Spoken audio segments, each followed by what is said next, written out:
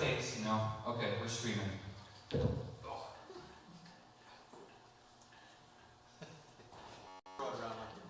Right. I feel like Mr. Rogers taking my clothes change. Might change your slippers. I know I should have brought some comfortable shoes in with me. What does that say about us? Well, what does that say about you? You're all children. That's what it says. Either that or you're imaginary. A little bit of both. Okay. All right. And unfortunately today I have a lot planned for us to talk about. But as always, you know what? If we don't get to it all today, no problem. I do not want you to feel like you have to sit, restrain yourself. Four inches. Yeah. And then, so, of Nicaea. And if we have time, we're going to talk about the best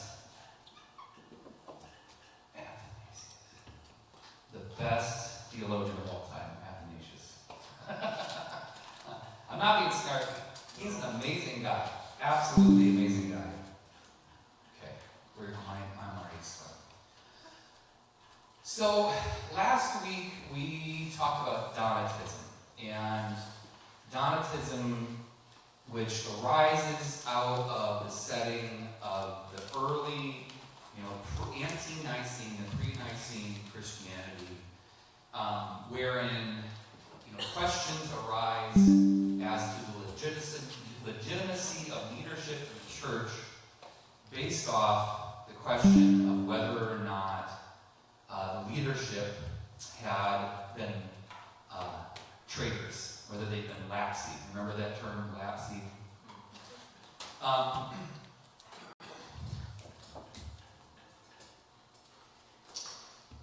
Put it up here so we remember. Lapsy. And lapsy is not a one-time thing, so it's not referring just to a specific era of persecution. It's a question that comes up over and over again in the church. Paul. Oh, I was just going to say, today we have these wonderful readings. There's a question in the Gospels about Jesus simply asking the question, Who do people say that I am? there you go. And that's the question we're trying to settle in all All of this stuff. Who is Jesus? And in the first lesson, you get this wonderful metaphor about going back to the rock from which you were hewn. Yeah. In other words, what is the quarry from which the Christian edifice is built? Absolutely. And that's what all this is about. Absolutely. Thank you, Paul. Sure. And what a good segue too, as we segue into worship. Yeah. Think about that question. And I've mentioned it pretty much every week. Is that the question that, especially the Council of Nicaea onwards, late antiquity, that period of Christianity, but including the ante-Nicene Christianity, this is the question that everybody's asking: Who is Jesus? Who do people say that I am? Who do people say that he is? Okay. And then who, therefore, are we? Yes. As a consequence of it. Not we individually, we the community, we the ecclesia. What does it mean to be Christianity? And the people on the planet, who are we? Yeah, positively, yeah.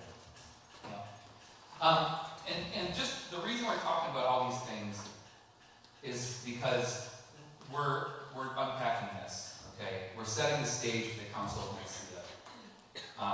Arguably the most important council of all of them. It helps if you put the dates on the right-hand side. So if you just, 325 there, and then if you put that's the 200s over there. Yeah. There you go. There you go. All right, now we're good.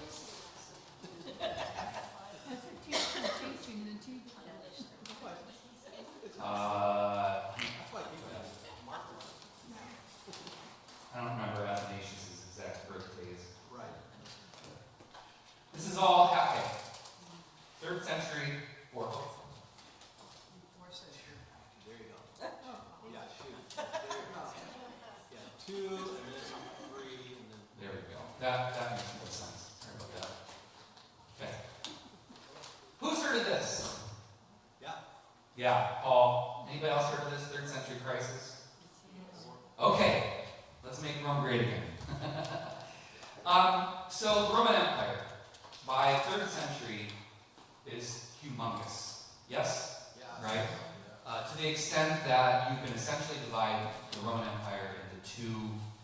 hemispheres, well, not really hemispheres, but two areas of influence, the Western Empire and the Eastern Empire. A designation or an idea that is going to be important for the rest of human history. Right? And what you're seeing going on within the empire is a lot of things. It is difficulty in managing this vast expanse of territory and peoples, right? And contained within that, it's not just the number of peoples, it is the diversity of thought, religion, philosophy, culture that is contained within this bucket that's called Roman Empire. Okay? Additionally, we're starting to see the negative consequences of trying to maintain such a vast network of human resources, right?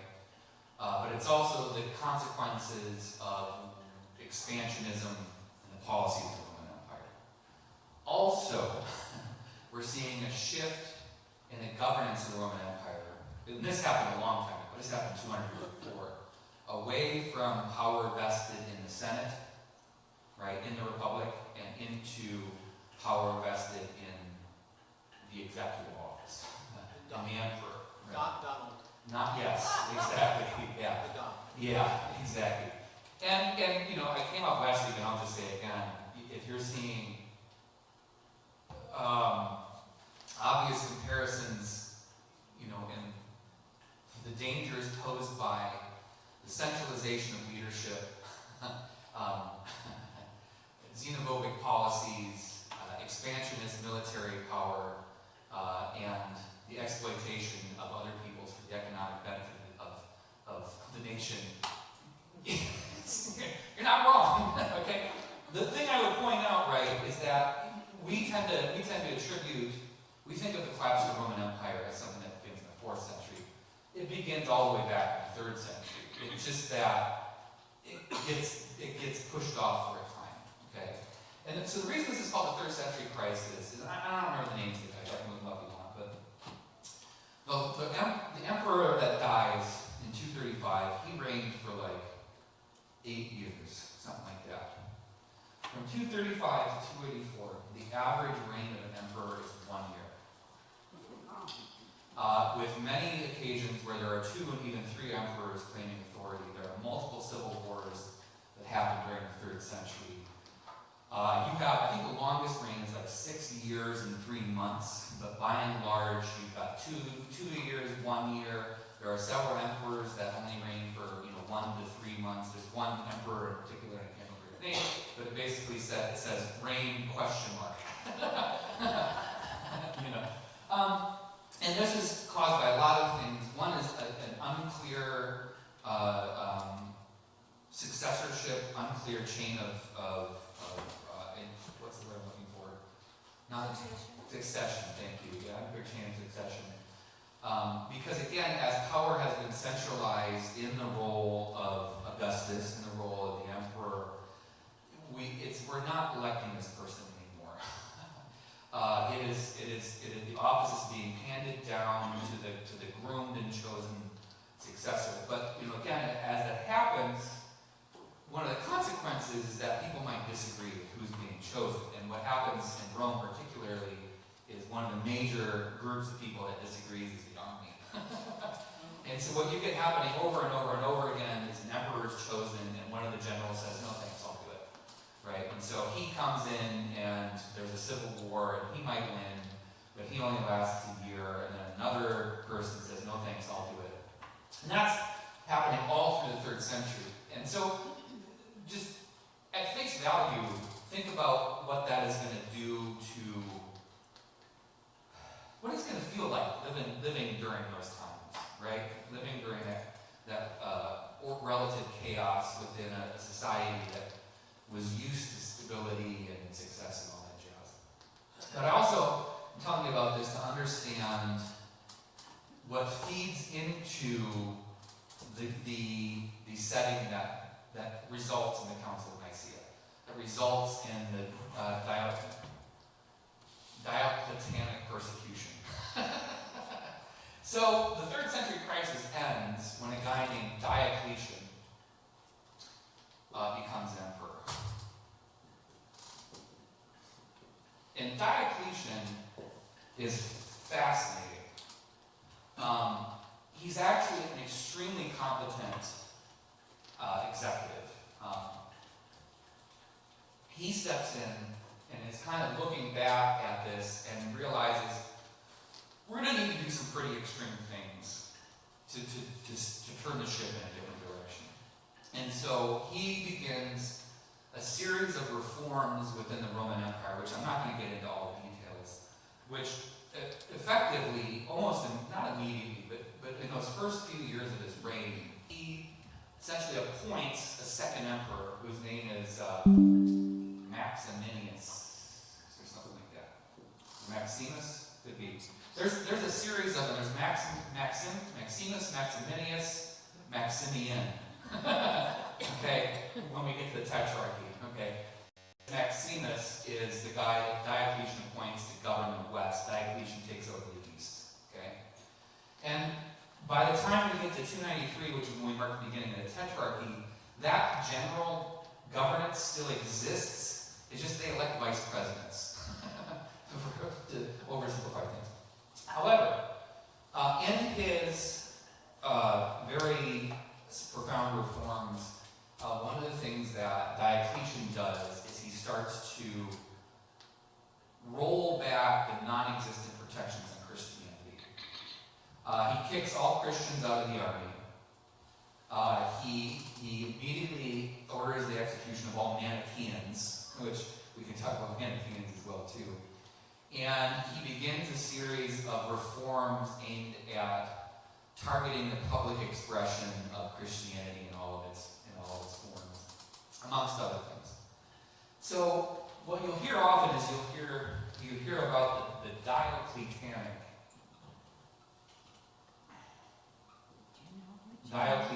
persecution. You need cue cards. Because we're marking kind of the beginning of this period of what is the most intense period of Christian persecution in history. We're marking it at the beginning of his reign. And also, his Diocletian's motivations are restoring Rome to its glory. Okay? And he sees a bunch of issues that have resulted in the downfall of Rome. And again, it's all the things that he's trying to fix. Over-expansionism, economic instability, all these things. But one of the things that he personally feels has gone wrong is that the cultural heart, the rock, if you will, on which Rome is founded, has crumbled, and it's been dissolved by foreigners. And again, there's no other nation besides Rome. So we're not talking about immigration policy or anything like that. It's more about which voices and which faces get to be decision makers in the Roman governance. But also, who makes Rome? Who is Rome? Is kind of the question that Diocletian is asking. And so the other thing that Diocletian does is he insulates himself with a bunch of advisors that are very anti-Christian. Okay. One thing I just point out is that, again, this is me having heard so many modern Christians talk about the ongoing persecution of Christianity and wanting to bump that. It's not an interesting question to ask is it because did Christianity specifically have something inherent to it that Rome was persecuted? Maybe. Or could you have taken any non-Roman, both religious and cultural identity and slotted it in there and seen the same thing? We'll never know.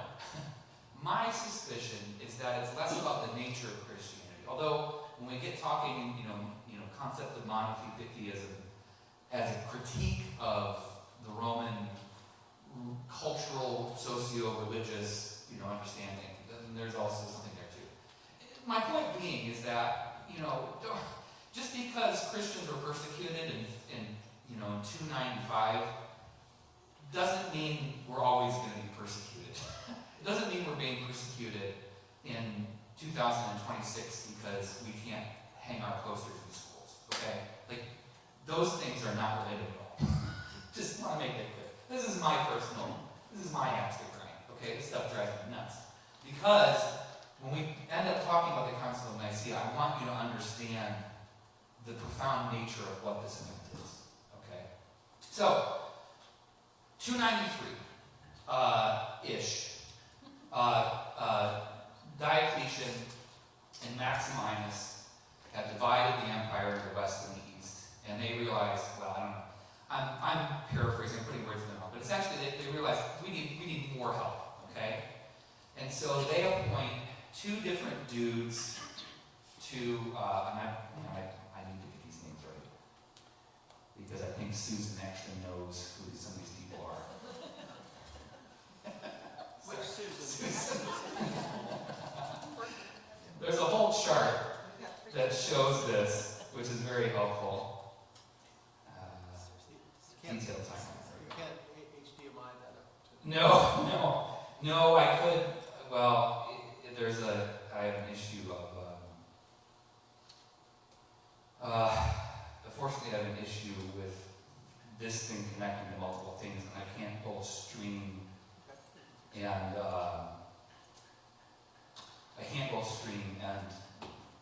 do something up there. They start competing with each other.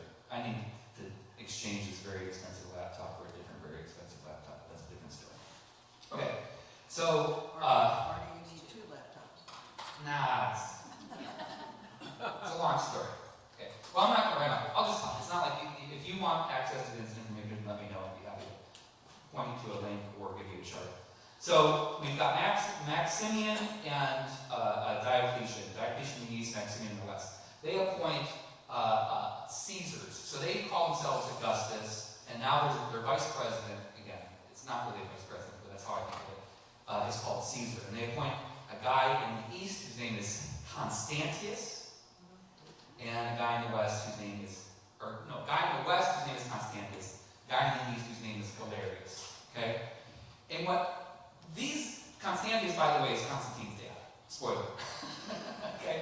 Galerius has been an advisor to Diocletian for a long time. He's one of those advisors that he's surrounding himself with. When Galerius comes in, one of the first things Galerius says is, "You're not persecuting the party." And so Galerius advocates for a general persecution of Christianity across the empire. Because again, up to this point, he wasn't necessarily rounding people up and arresting them.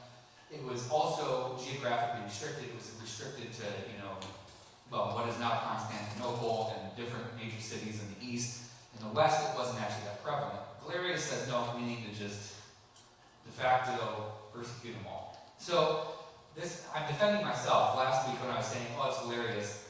It was Diocletian that kind of started the ball rolling, but it's Galerius who really gets it rolling. And it's ironic because Galerius is actually the one who ends the persecution. He issues the edict of, starts with an S. I can look it up. He has a real outface at some point in his life. But anyway, so Galerius is now working with Diocletian, and Constantius is working underneath Maximus.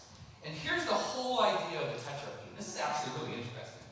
Is because Diocletian had realized that one of the major problems that was causing chaos within the empire was a lack of clear successor, but also what happens when one person remains in power too long and the tension that causes. It's basically the idea is now the Tetrarchy is you're always going to have an Augustus in the west, an Augustus in the east, a Caesar in the west, and a Caesar in the east. And after it's either 6 or 8 years, the Augustus retires, the Caesar becomes Augustus, and we get a new Caesar.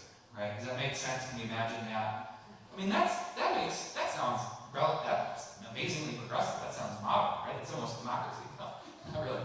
But you can understand, you can get a picture of how that's supposed to work. But unfortunately, this plan goes off the rails like in year 1. So what happens is Constantius dies after a year in office, which raises the question of how do we pick a new guy? Nobody expected Constantius to die. Well, okay, Constantius dies in year 1 after Diocletian and Maximius have retired. Okay, so Constantius has been promoted to Roman Augustus in the west. Galerius has been promoted to Augustus in the east. And then two new, just take my word for it, two new guys coming below them. But Constantius dies, okay? And so the question is now is who does the things? And so the idea is the guy that was below Constantius gets appointed to Augustus, but Constantius's army basically unilaterally elects Constantine as the new guy. And so he comes in as the new Caesar in the west. But what happens is Maximius' son is like, well, if he gets to do it, why don't I get to do it? And so, and his name is, it's not Maximinus, Maxentius. Or again, these names, good Lord.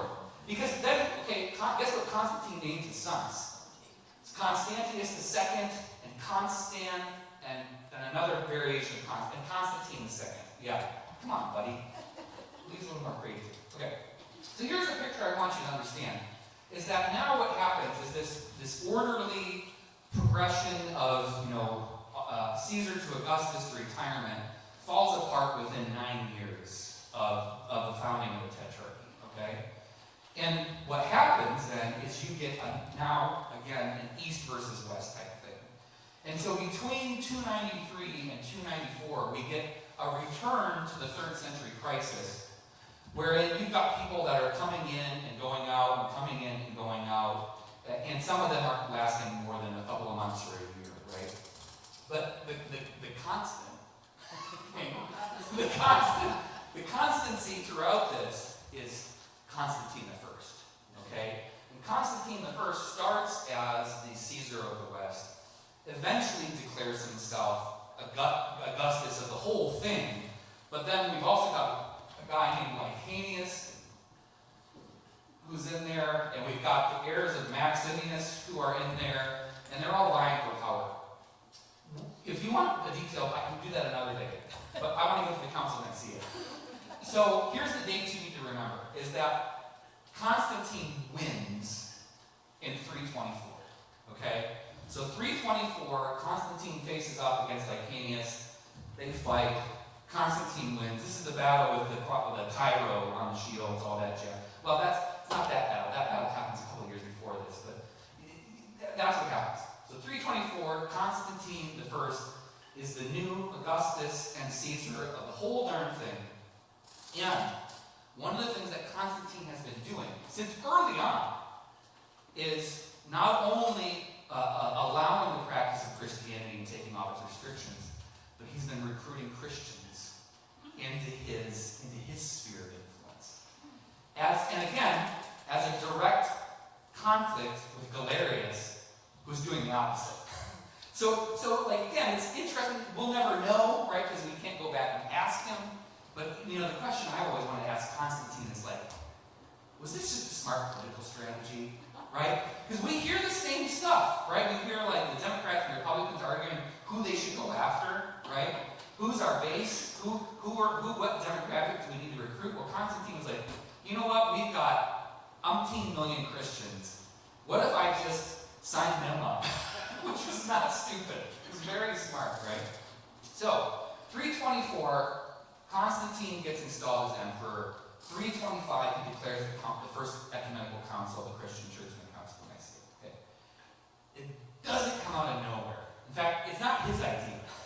He actually gets asked to call an ecumenical council specifically because of this, amongst other things. Okay. What do you know about Arianism? It's not YAN, right? We're not talking about a superhuman race of blonde-haired, blue-eyed Germans, which always confused me. You mean Scandinavians, right? Anyways, it's IAN. How many? Does anybody know anything about the Aryan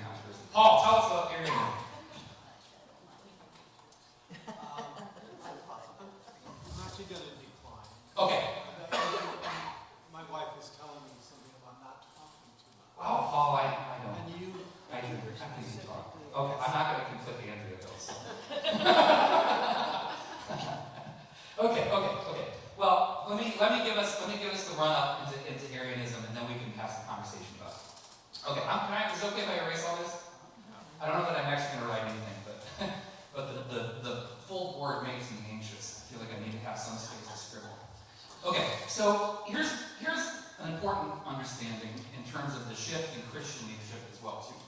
Is again pre-Nicene, anti-Nicene Christianity before Constantine. The way that decisions were made were in synodos. Okay, and I want to place emphasis on that word synodos. What does synodos mean? To walk together. Walk together. What is understanding that? What does that indicate to you as to how decisions are made within the body of believers, within the ecclesia? It's kind of a consensus. Yes, exactly. That's exactly what it is. The way that decisions are made within the body of believers is by consensus. It's also geographically restricted to a certain extent. Because again, there is no understanding of the global church per se. It's more you're dealing with the issues that are going on in your region, whether you're in Rome, whether you're in Carthage, whether you're in modern day Turkey. Okay, but it is synodos. It is by consensus. So the process in which that happens is when a heresy pops up, everybody gets together and they talk about it. I'm oversimplifying it. I'm making it a little bit more sparkly than it maybe was, but I just want you to understand that was the major mechanism by which things are decided. So, for example, when we're talking about Marcion, or when we're talking about Gnosticism, or any of these anti-Nicene, these pre-Council of Nicaea heresies, people got together and they debated about it, sometimes for years. Oftentimes there was not an overnight decision, right? And sometimes it would go back and forth. Talk about Montanism. Montanism was widely accepted until it wasn't. Until things went off the rails. Okay. What happens? So Constantine takes office in 324. Council of Nicaea is in 325. What happens almost overnight to Christianity is now we can appeal to Papa. Okay. I use that word intentionally. Is now we do still talk about it, but we can ask Dad to step in. Who's Dad? The Emperor, right? The Emperor. And I would also say, I don't mean to look down on those early Christians. And Constantine had started to institutionalize Christianity. And if you haven't noticed so far, I have questions about whether the institutionalization of Christianity was good in the long run. It's a moot point, right? It doesn't matter. It's too late now.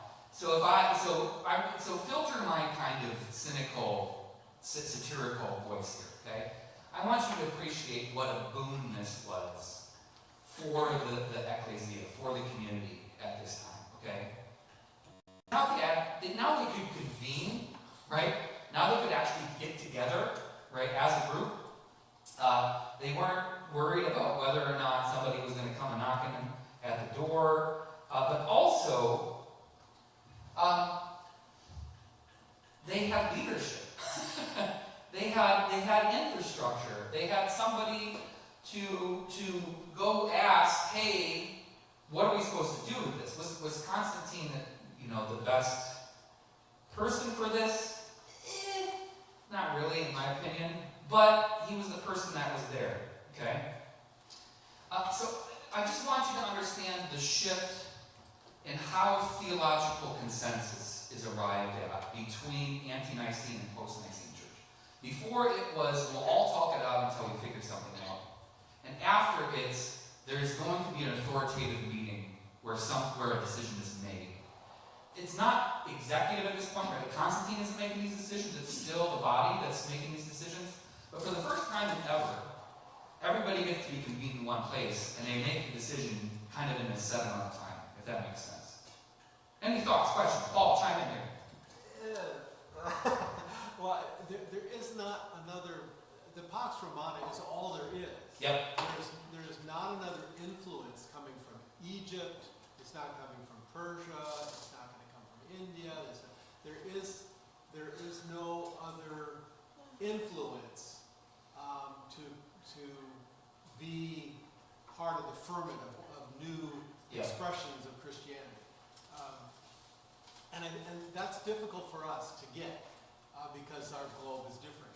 But I mean, no Latine sail, they don't have a very far, nothing's below sub-Saharan Africa, nothing's up to the Nordic countries yet. No. I mean, the Mongols are, way far away still.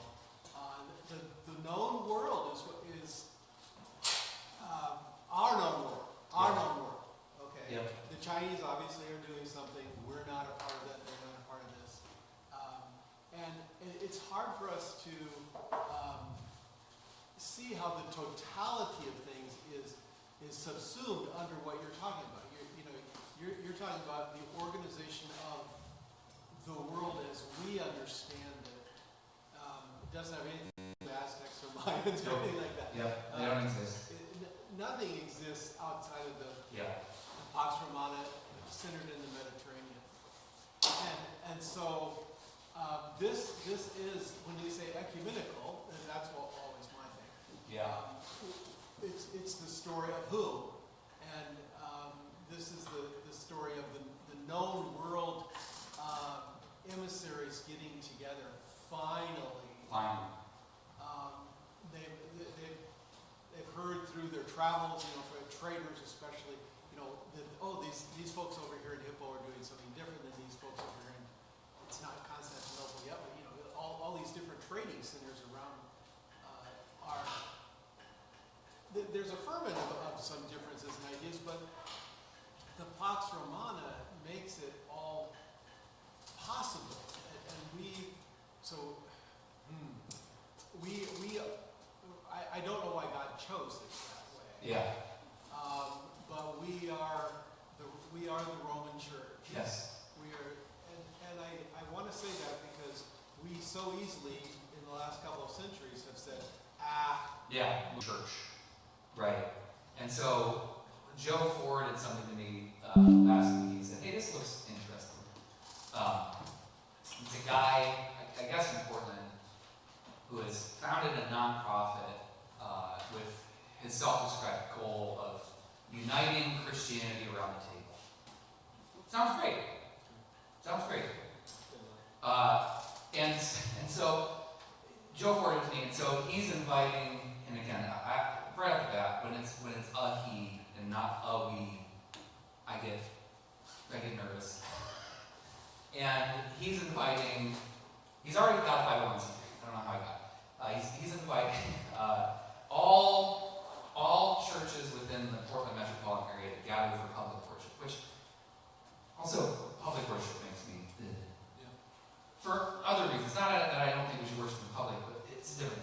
Anyways, so I'm like, okay, here's what I'm going to check out his website because I'm curious, and I looked it up, and again, face out. So here's his conditions for a church joining in this community room table. Is that they hold the Nicene and Athanasian creeds to be authoritative. Okay, all right, good for us. That they have I can't remember the language they use. They have a theology of the table, something like that. And then there was some other stuff. Again, I'm looking for like the anti-gay stuff, those kind of hot button issues. But then you scroll down, and at the bottom of the page is a listing of the founder congregations or something along those lines. And they're all churches whose names, I guess this is going to sound judgmental. It is. Whose names sound like somebody did a Christian ad-libs, right? Like you just took Christian words and jammed 3 of them together, and out comes the name of the church. Which, okay, that being what it is, whatever. Here's my issue.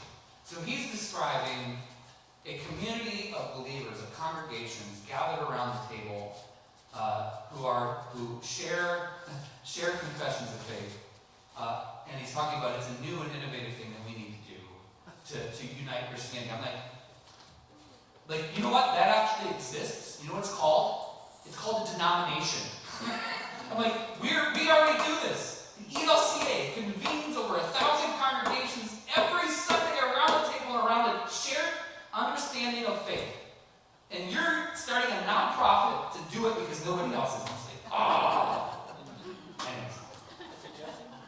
Yes.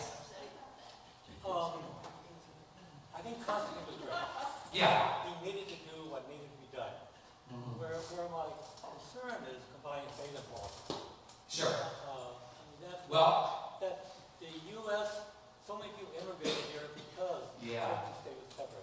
Well, and this is, I guess yeah. that in Norway for 300 years, the state church Yeah. was Lutheran, and you could go to jail.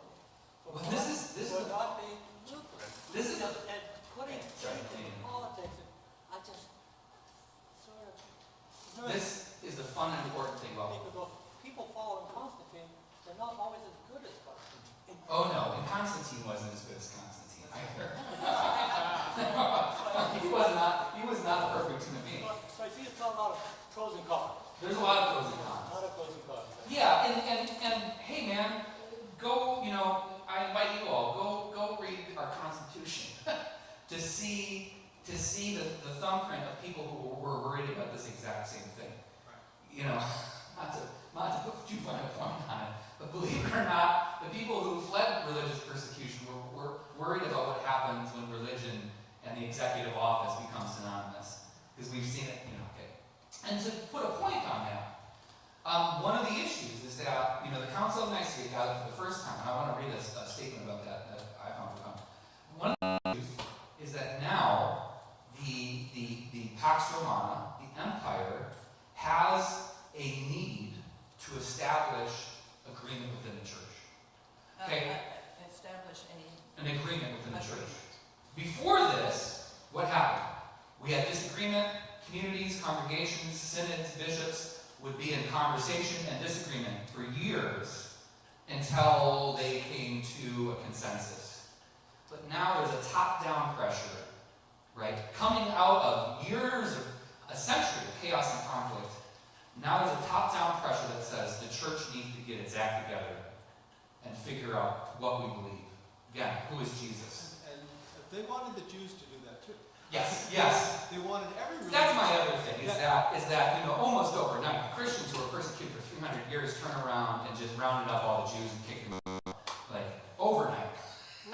Right, and yet, again, I think what's difficult for us is to appreciate how imperial power was the means of ecumenical gathering. And as ugly as imperial power can be, it is nonetheless that, again, we need to concentrate on what is the left hand of God. It is the means through which the body of Christ was governed for a millennium, and continues to be. Exactly, and therefore, what is authoritative Yeah. in the narrative of Yeah. who is Jesus? Yeah.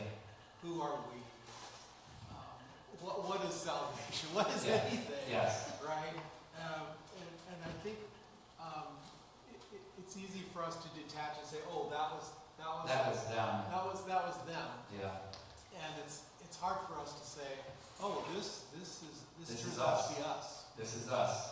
Yeah. It's maybe not an us that some of us, are thrilled about, but it's still us. It's still the us that is. Which is really important because this continues. In fact, this is going to be at the center of so many of our issues right now. Is that it's this rearward facing vision of like, well, we weren't great then. That wasn't us.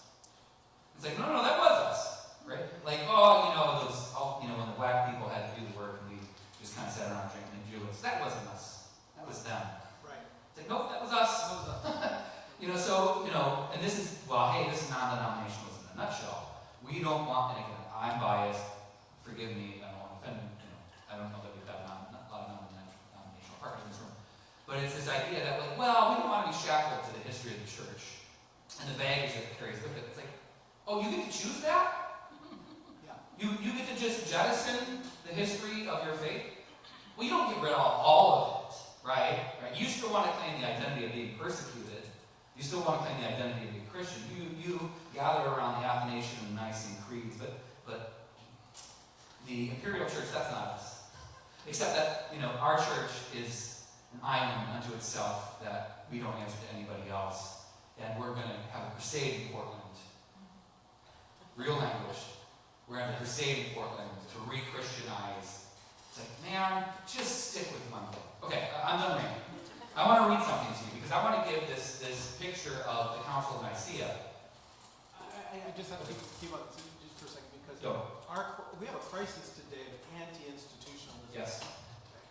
We can think of very few people in my age group who like institutions, much less my kids' age group. that like Yeah. And the evolution of those institutions is something so easily demonized. It's like, well, God wasn't in that. And yet without this imperial institutional authority, you don't have Christianity, much less any other thing. All you have is chaos. Mm-hmm. And you did a wonderful job of bringing the chaos through Diocletian right up to the Constantine. But in so many ways, our Disneyfication of reality is about well, we don't have to fight wars anymore. We don't have to. We don't want to be a part of conflict. Yeah. You know, Jesus is never on the side of arguing. Yeah. Never on the side of clarifying, so to speak. And it's so easy for us to miss how much work is being done on behalf of God, let me say, by institutions that bloodily fought their way to power. Yeah. So what we're not integrating again is a sense of love and power and justice, and how those all interweave. And I think we're so poor intellectually when we don't integrate those things. Yeah. And this is definitely the story of today, not the story that we're in a very real time of a dilution of any kind of authority with the internet. Everybody can be an expert.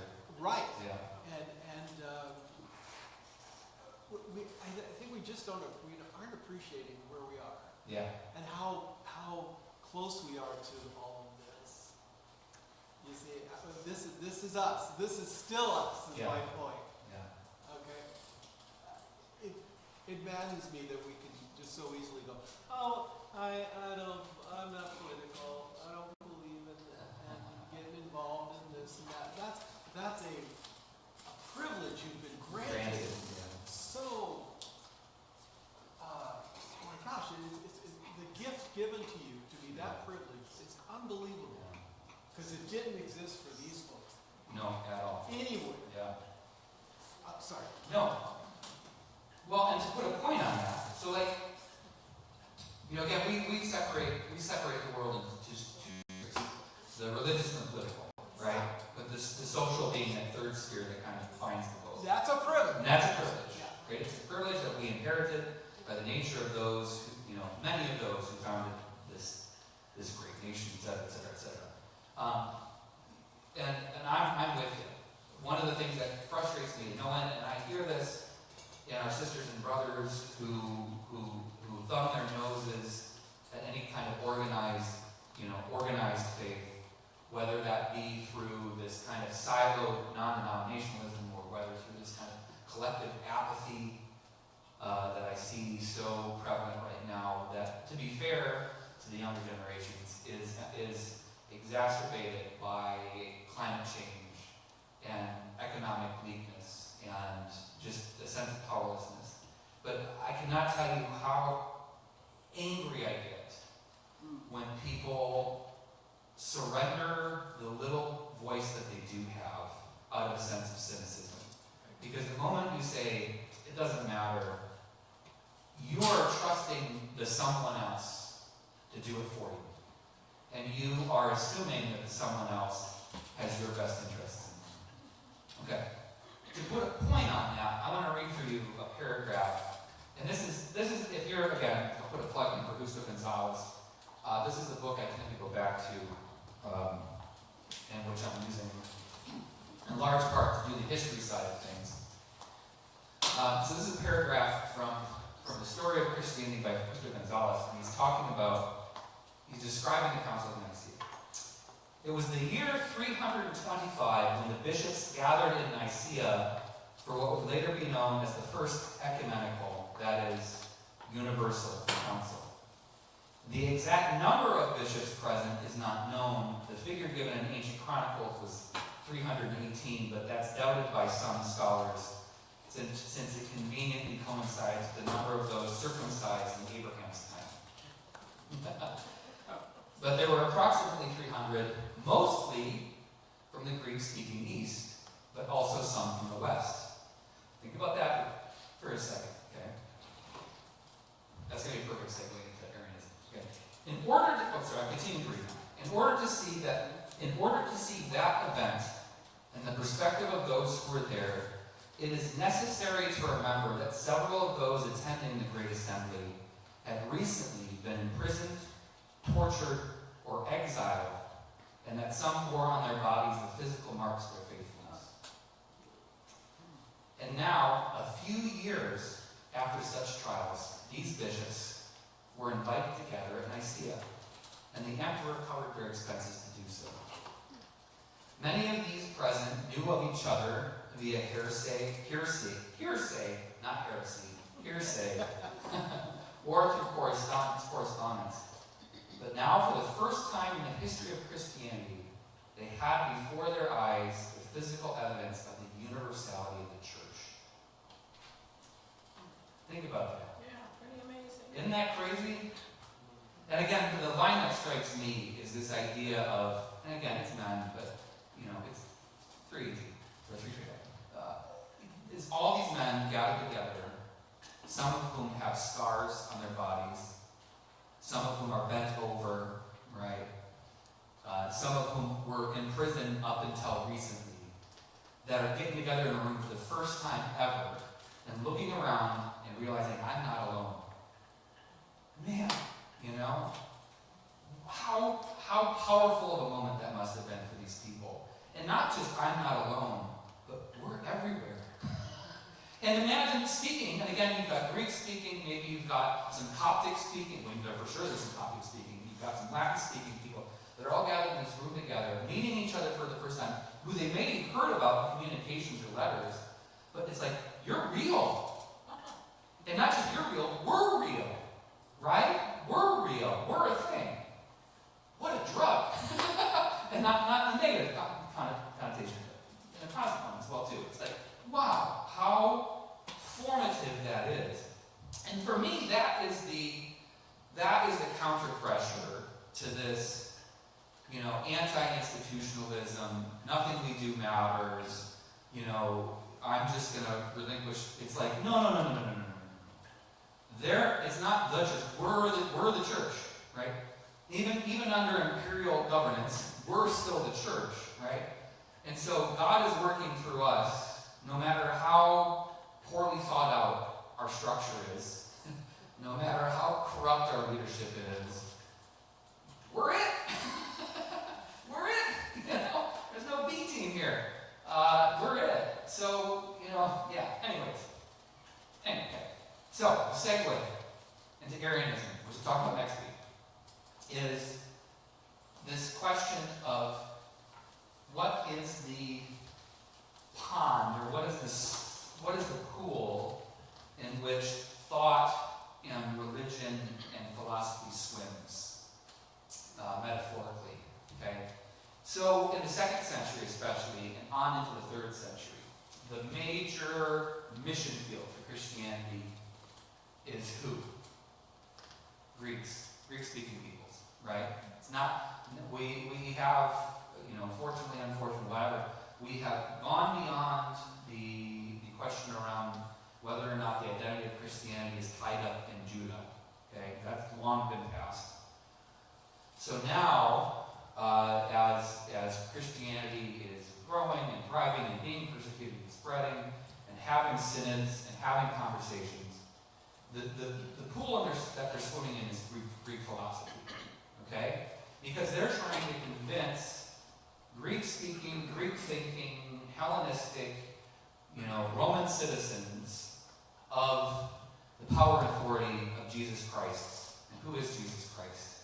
Okay, that question is still being discussed, okay? So this is the kind of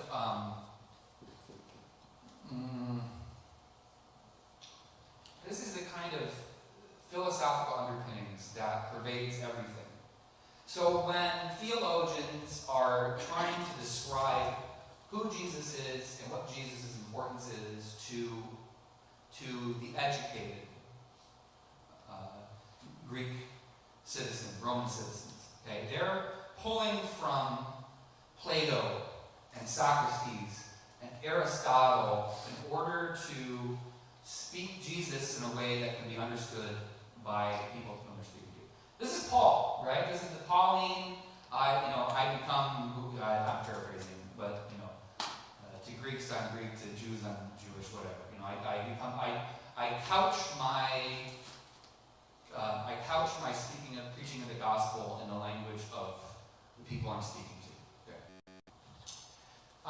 And so when they start asking the question of who is Jesus, which is part of the bigger question of who is God, okay, they start pulling from the language of Greek philosophy, especially the language of Greek philosophy, which talks about the ideal, right? It's this idea that there. And again, I'm not good at representing this, but what does it mean to be a table, right? What does it mean to be a table? Is there not? What is tableness? What is tableness? What is the best version of table? And if there is a best version of table, it cannot be imagined that the ideal table exists somewhere. Not here, but somewhere else. There is the ideal table. And not just the ideal table, but the ideal shoe, and the ideal couch, and the ideal football. And it sounds kind of silly, but this is the road of philosophy that they're on. But then there's also the ideal Paul. That Paul. Or the ideal Paul in general, of all Pauls. As if Pauls are just all windows, facets of the same gem, which is Paul. There is an ideal Paul out there somewhere. Well, there's an ideal human. So they pull on this idea in describing who Jesus is. But again, in describing who God is. So who is the one God, right? Who is the monotheia, whatever. It is the ideal. It is the perfect. It is the immovable. It is the unassailable God. Are you with me? Yes. How does that sound to you? Hard. Warner. But the Greek history had many gods.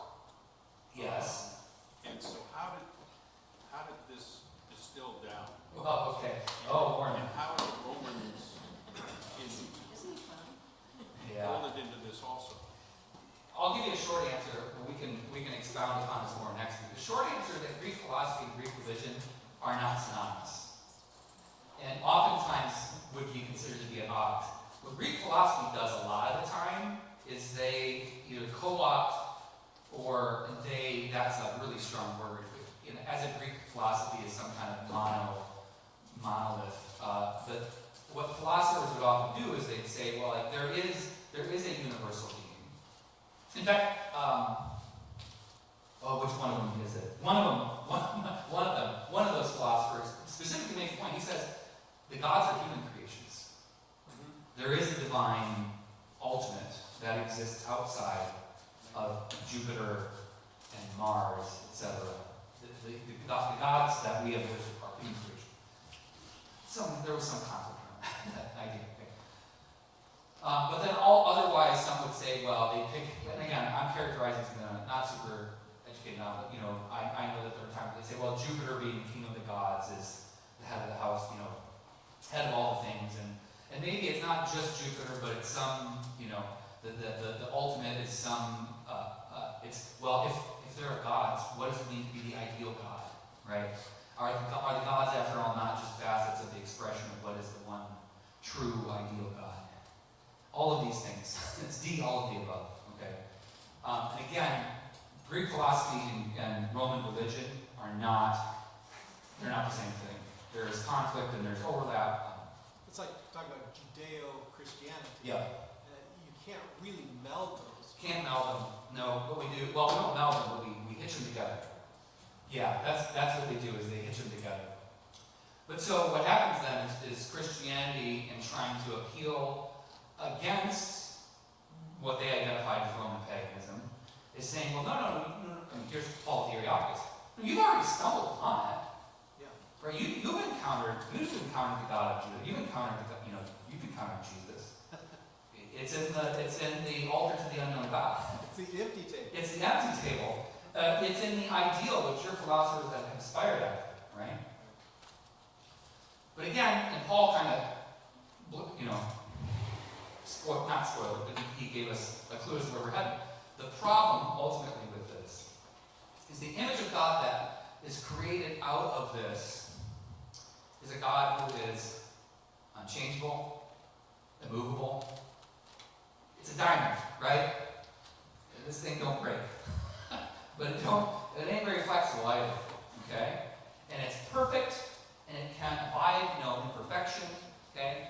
And so where this ultimately leads to controversy is Jesus that God? But here's the problem. If Jesus lived, was alive, right? Wasn't just a ghost, a spirit, was actually a human being who, got dirty, who pooped, okay, who died, that can't be the same thing as the diamond, as the ideal, as the perfect, as the unchangeable, as the unassailable, the immovable. Jesus is something else. And so what happens is you get this divergence in Christian thought. And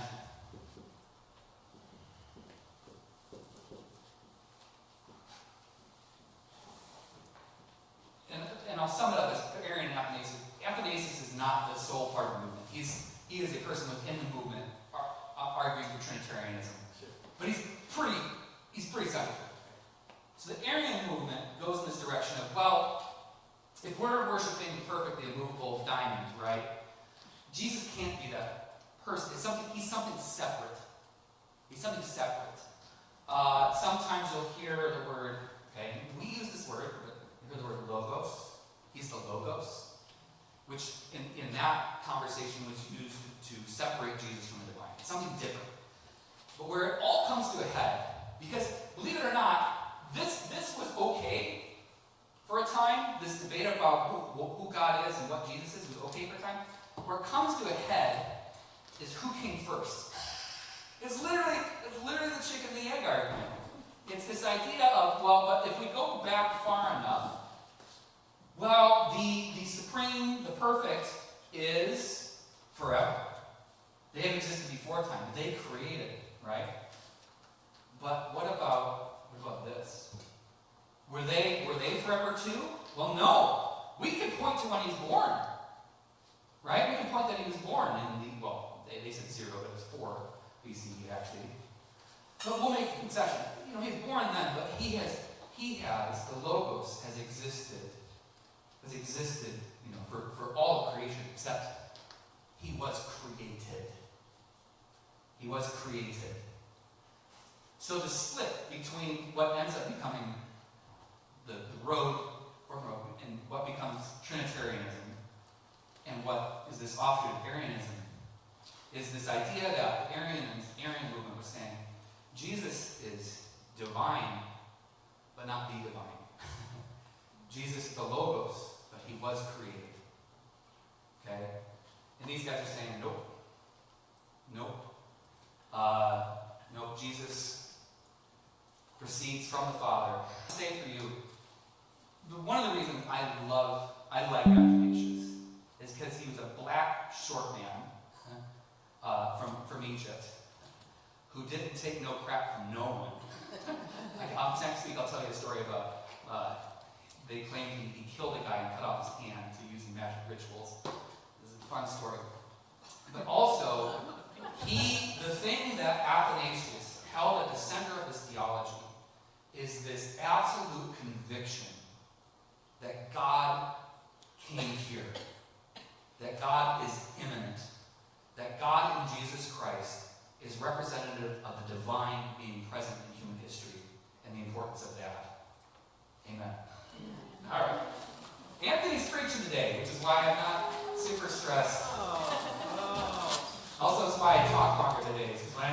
weeks, I end up thinking about this stuff more. Jesse, we should put the table and chairs. Okay. If you could help with the tables and chairs away, that would be much appreciated.